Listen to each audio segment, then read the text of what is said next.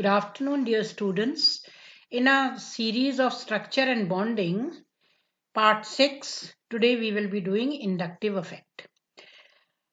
आप सभी लोगों का स्वागत है। स्ट्रक्चर एंड बॉन्डिंग जो हम पढ़ रहे हैं, इसके पार्ट 6 में हम लोग इंडक्टिव इफेक्ट क्या होता है इसके विषय में कुछ जानकारी मैं आपको देना चाहूंगी। ये एक ब्रीफ इंट्रोडक्शन सा है जो आपको बताएगा कि इंडक्टिव इफेक्ट क्या है और किस तरह ये ऑपरेट करता है और क्या इसकी इम्पोर्टेंस है।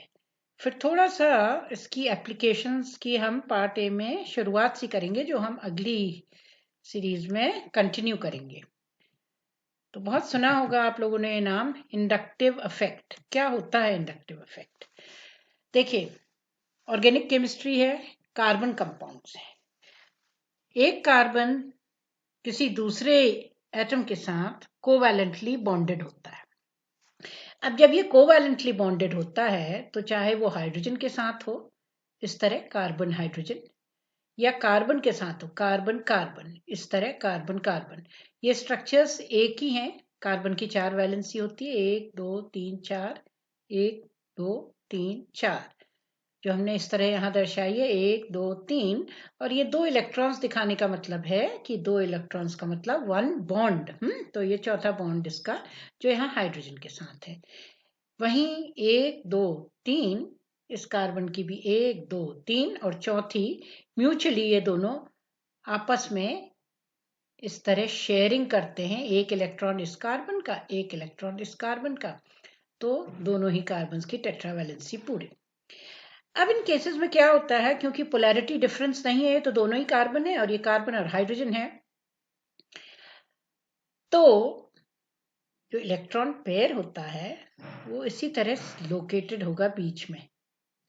उसका ये नहीं है कि झुकाव किसी एक तरफ ज्यादा हो। सो in these cases this is equally shared by both the atoms, the bonded electrons or this bond you can see in between two such atoms, whether they are carbons or whether it is a carbon or hydrogen. लेकिन अब हम आते हैं उस case में जहां carbon ये 1 2 3 इसके इलेक्ट्रॉन्स जो हैं, अब देखिए ये कैसे बॉन्डेड है। ये X जो है, X एक हेट्रो एटम है। हेट्रो एटम इंप्लाइंग कि ना तो ये कार्बन है ना ये हाइड्रोजन है, ये कुछ भी हो सकता है, जैसे कि ऑक्सीजन, जैसे कि हेलोजन, जैसे कोई भी इस किस्म का एटम जो कि इलेक्ट्रोनेगेटिव हो नेचर में। जब वो इलेक्ट्रोनेगेटिव होगा तो वो क्या करेगा, अपनी तरफ को ये इलेक्ट्रॉन पेयर वो खींचेगा। जब वो इलेक्ट्रॉन पेयर को अपनी तरफ खींचेगा, क्योंकि इलेक्ट्रोनेगेटिव एटम की टेंडेंसी होती है इलेक्ट्रॉन्स को अपनी तरफ पुल करना, they have a tendency to pull electrons towards themselves. इसका रिजल्ट क्या होगा कि ये जो बीच में बॉन्ड पेयर है ये कुछ हद तक इधर की तरफ झुक जाएगा। ये इलेक्ट्रॉन क्लाउड जो है यहां की तरफ आ गया। As a result of this ऐसा प्रतीत होगा कि इस कार्बन में कुछ इलेक्ट्रॉन्स की कमी, कुछ ये नहीं कि इलेक्ट्रॉन का डिस्प्लेसमेंट हो जा रहा है, नो, ये पूरे इस तरफ चले जा रहे हैं, खाली इस तरफ को थोड़े इस मतलब मूवमेंट नहीं होगा इसके ऊपर, पूरा हल्का सा इधर की तरफ इनका झुकाव हो जाएगा। ठीक है, तो उससे क्या होगा, कार्बन में पार्शियल पॉजिटिव चार्ज, और ये जो इलेक्ट्रोनेगेटिव एटम है क्योंकि वो खिंच करके बॉन्ड पेयर इलेक्ट्रॉन्स का इसकी तरफ को डिस्प्लेस सा हो गया, not completely, remember this, slightly झुक गया इधर की तरफ, झुकाव हो गया उसका यहाँ की तरफ, क्योंकि वो खिंच रहा है यहाँ की तरफ। So partially displaced, not completely. Complete होता तो यहाँ ये फ्रैक्शनल चार्ज नहीं आता, टोटल यहाँ नेगेटिव आता है, यहाँ टोटल पॉजिटिव आता है, क्योंकि यहाँ से वो निकल के इधर चले जाता। लेकिन ऐसा नहीं हुआ, वो इसकी तरफ झुक गया, तो इसमें आ जाएगा फ्रैक्शनल नेगेटिव चार्ज और कार्बन में फ्रैक्शनल पॉजिटिव चार्ज। क्यों?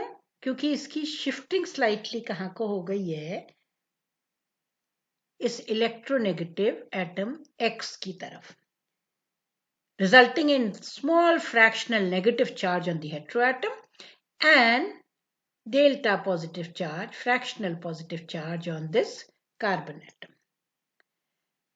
तो हम ये कह सकते हैं कि इस केस में तो सिमेट्रिकली डिस्ट्रीब्यूटेड है, इलेक्ट्रॉन्स जो हैं सिमेट्रिकल, बराबर बीच में हैं उनके इलेक्ट्रॉन पेयर, तो कहीं भी कोई पॉजिटिव चार्ज या नेगेटिव चार्ज नहीं आता है।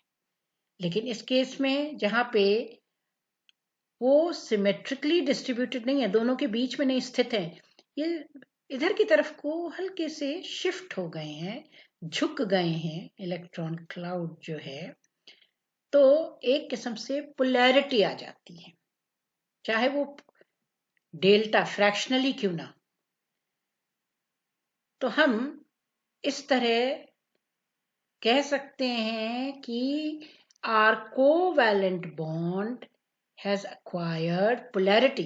So polarity in covalent, नहीं तो आपको covalent bonds जो हैं उसमें आप देखते नहीं है ना कहीं कोई चार्जेस हो। इससे पहले हमने रेजोनेंस में देखा था तो उसमें तो टोटल डिस्प्लेसमेंट हो गया था, तो एक तरफ नेगेटिव चार्ज एक तरफ positive charge. So now in this case this type of an effect where there is a permanent effect operating in what type of compounds?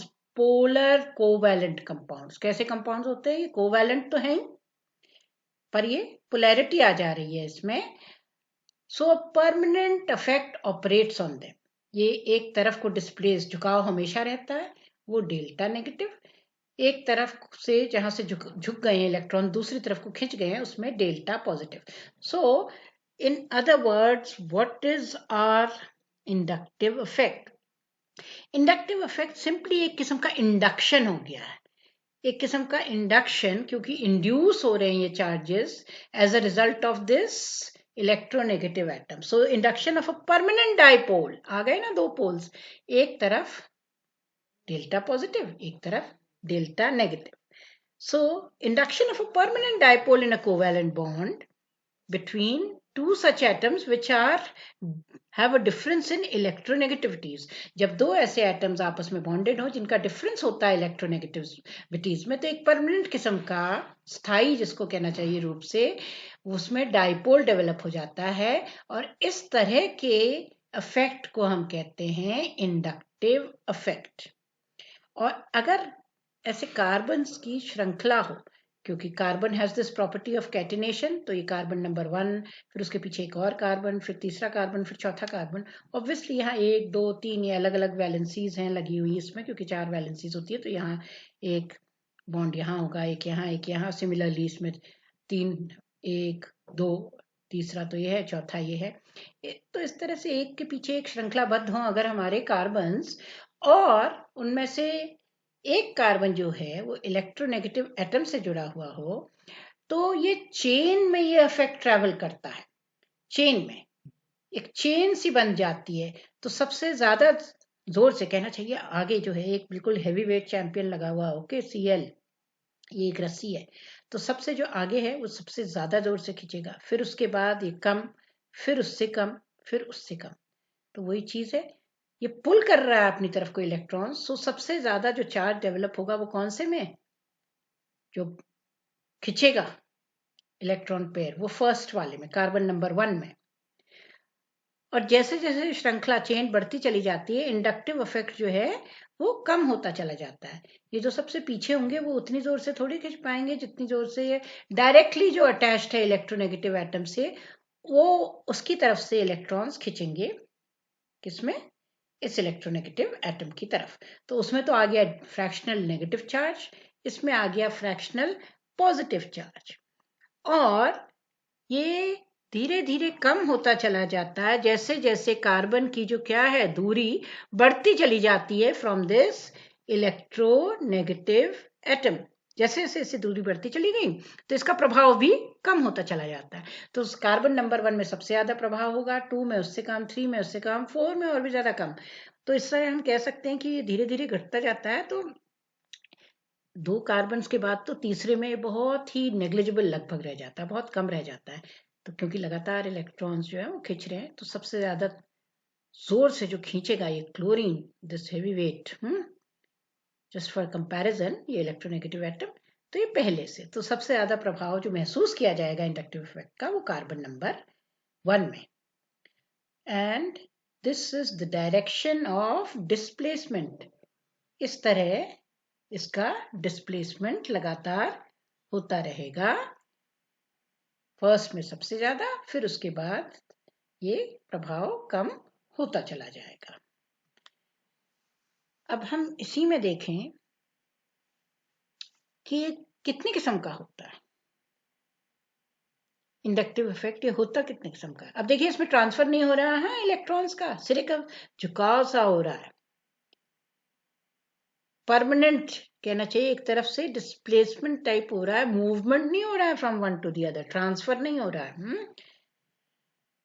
तो अब ये प्रभाव जो होगा ये दो किस्म का होता है, देखिए माइनस आई और प्लस आई। तो कई ऐसे ग्रुप्स जो कार्बन से बॉन्डेड होते हैं वो अपनी तरफ को इलेक्ट्रॉन्स खींचते हैं, कहां से, लगे हुए कार्बन से। तो जो अपनी तरफ को इलेक्ट्रॉन खींचेंगे तो ऐसे ग्रुप्स को कहेंगे माइनस आई इफेक्ट, कि ये क्या दिखा रहे हैं, माइनस आई, माइनस अपनी तरफ को खींच रहे हैं इधर को।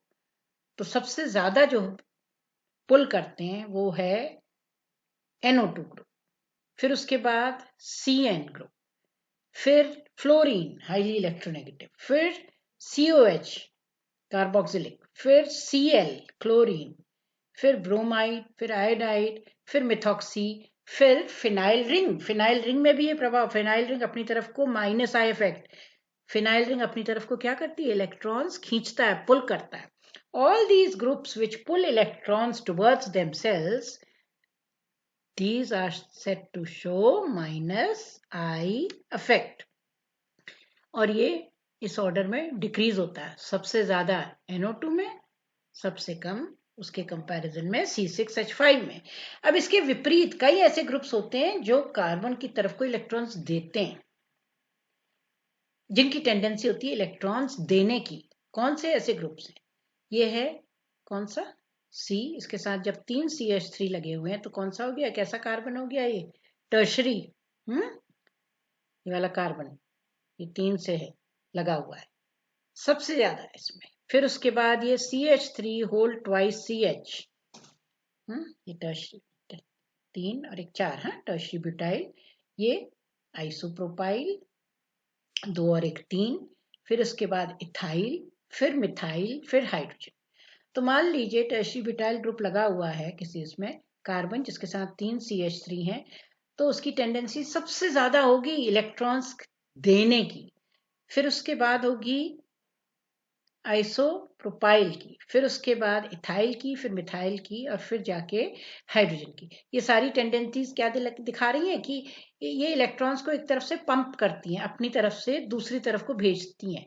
ये तो अपनी तरफ को खींचती हैं और ये अपनी तरफ से दूसरे लगे हुए जो कार्बन होता है उसकी तरफ को देंगी, या दूसरा लगा हुआ जो ग्रुप होता है इसमें उसकी तरफ देंगी।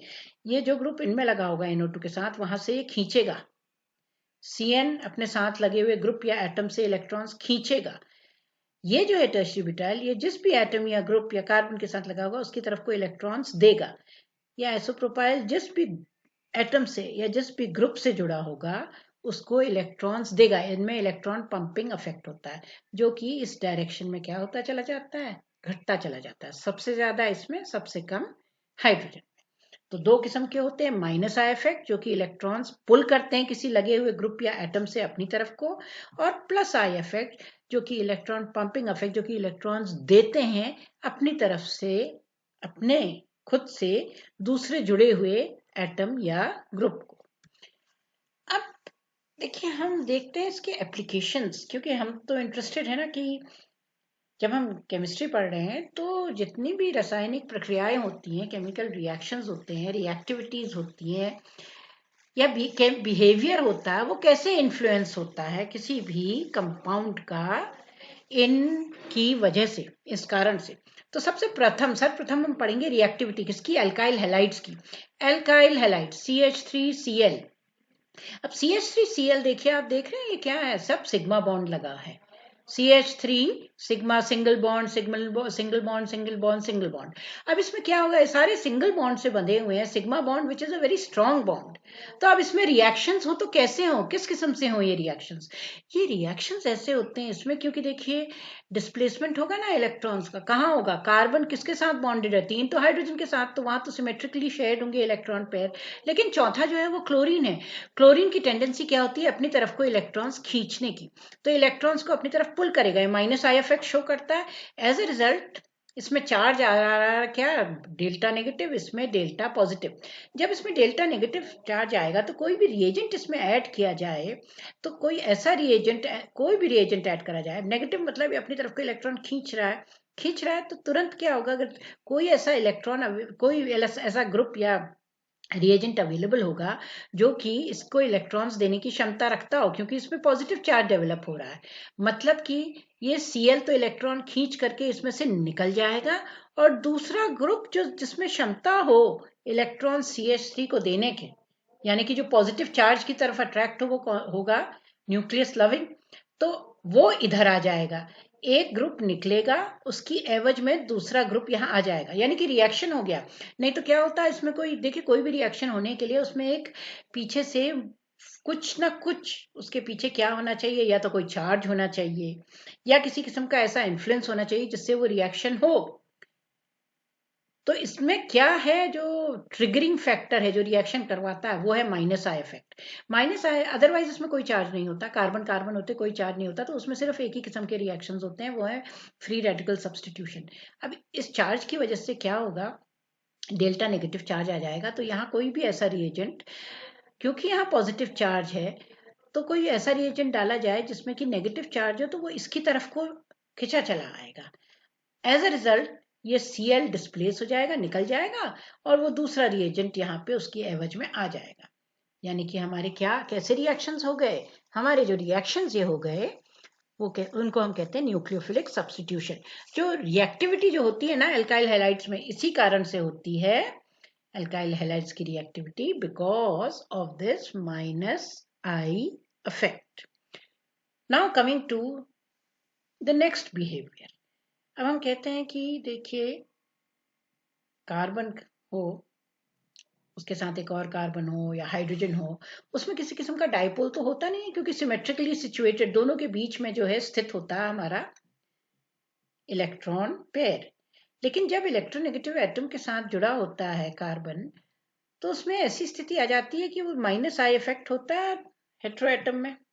यहाँ कोई भी हेट्रो एटम के साथ, ये हेट्रो एटम है, ये हेलोजेंस लगे हुए हैं, देखिए halogen, bromine, chlorine and iodine, इसकी तरफ को खींच रहे हैं इलेक्ट्रॉन। इसका प्रभाव क्या होगा? इसका प्रभाव ये होगा कि यहाँ फ्रैक्शनल पॉजिटिव चार्ज आ जाएगा, यहाँ फ्रैक्शनल नेगेटिव, मतलब कि डायपोल डेवलप हो जाएगा। Dipole, so two poles into distance is equal to dipole moment, charge into distance. अब ये क्या आ गया? Dipole moment. अब ये डायपोल मोमेंट सब किसमें सबसे तीव्र होगा? उसमें सबसे ज्यादा होगा जहां इलेक्ट्रोनेगेटिविटी सबसे ज्यादा हो। तो इन तीनों में हम देख रहे हैं कि क्लोरीन जो है वो ब्रोमीन की वनस्पत ज्यादा क्या होती है, Cl, वो ज्यादा इलेक्ट्रोनेगेटिव, तो ज्यादा पुल करेगी इलेक्ट्रॉन, तो चार्ज भी ज्यादा डेवलप होगा। एज अ रिजल्ट इसका डायपोल जो है देखिए ये 1.83 डिवाइड डी, ये है 1.79, ये है 1.64। तो ये चार्जेस जो इसमें होती हैं ये इंडक्टिव इफेक्ट की वजह से होती हैं, और क्योंकि इलेक्ट्रोनेगेटिविटी बढ़ती है आयोडीन से ब्रोमीन, ब्रोमीन से Cl, इसमें सबसे ज्यादा, तो as a result dipole moment भी मिथाइल आयोडाइड में सबसे कम होगा, फिर मिथाइल ब्रोमाइड में, और सबसे ज्यादा मिथाइल क्लोराइड में। अब डायपोल कैसे डेवलप हुआ? ये तो कोवैलेंट बॉन्ड्स में तो डायपोल होता नहीं है, किसी किस्म का चार्ज होता नहीं है। कैसे डेवलप हुआ? As a result of the electronegativities of the attached halogen atom, जो कि इलेक्ट्रोनेगेटिव होता है नेचर में, अपनी तरफ को इलेक्ट्रॉन्स खींचता है। तो ये अगला प्रभाव। अब हम कुछ देखेंगे एसिडिटी, सिर्फ स्टार्ट ही कर रहे हैं हम ये एसिडिटी किसकी। सबसे सरल जो आपने सुन रखा है, सबसे सरल क्या, ये देखिए ये है CH3COOH, यानी कि एसिटिक एसिड। ठीक है, एसिटिक एसिड। अब ये pKa वैल्यू दिखा रखी है, पीके वैल्यू से पता लगता है कि वो कितना एसिडिक है। कितना एसिडिक है कैसे पता लगता है? पीके वैल्यू जितनी ज्यादा है इसका मतलब उसकी एसिडिटी उतनी कम। अब CH3COH एसिटिक एसिड, इसकी एसिडिटी मतलब हाइड्रोजन आयन देने की क्षमता तो इसकी सबसे कम होती है। अब हम देखें, जब इस एसिटिक एसिड का एक हाइड्रोजन सब्स्टिट्यूट कर दिया जाए Cl से, क्लोरीन से, क्लोरीन की टेंडेंसी होती है -I शो करेगा, अपनी तरफ को इलेक्ट्रॉन्स खींचेगा। किससे? CH2 ग्रुप से, लगे हुए कार्बन से तो खींचेगा। ये कार्बन इन टर्न कहां से खींचेगा? लगे हुए दूसरे कार्बन से। दूसरे कार्बन के साथ C डबल बॉन्ड O लगा है, पाई बॉन्ड है, ये भी अपनी तरफ को इलेक्ट्रॉन्स खींच रहा है यहाँ, और इलेक्ट्रॉन्स यहाँ भी खींच रहे हैं। यहाँ तो ये इलेक्ट्रोमेरिक शिफ्ट होती है, इसके बाद हम पढ़ेंगे, उससे खींच रहा है, ये यहाँ को डिस्प्लेसमेंट होगा, यहाँ है ऐसे डिस्प्लेस होगा, पर यहाँ ये खींच रहा है लगातार। किस तरह? ये heavy weight champion, yes this is Cl, the highly electronegative atom. ये इसने पहले कार्बन से खींचा, पहले कार्बन ने दूसरे से, दूसरे के पास लगा हुआ है OH ग्रुप, तो इसने खींचा ऑक्सीजन से, और ऑक्सीजन तो खुद में इलेक्ट्रोनेगेटिव होता है, तो वो क्या करे? तो वो इन टर्न खींचेगा हाइड्रोजन से, और हाइड्रोजन कैसे निकल आएगा?